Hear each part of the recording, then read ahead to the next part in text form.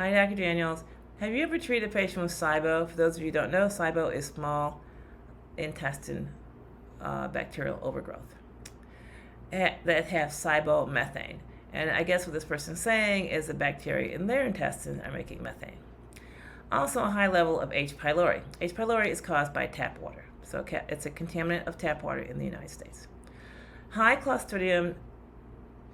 Clostridium is a naturally occurring bacteria in the gut. High Bacteroides, another naturally occurring bacteria. High Streptococcus, another naturally occurring bacteria. And high Klebsiella. So if all of these are high, then this person appears to be constipated.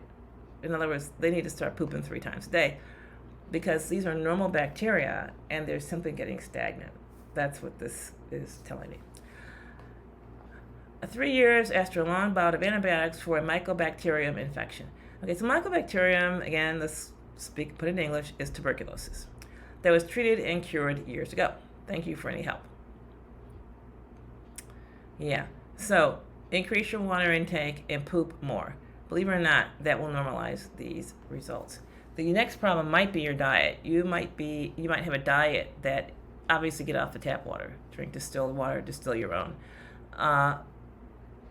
But you need to increase your water intake and increase your bowel movements.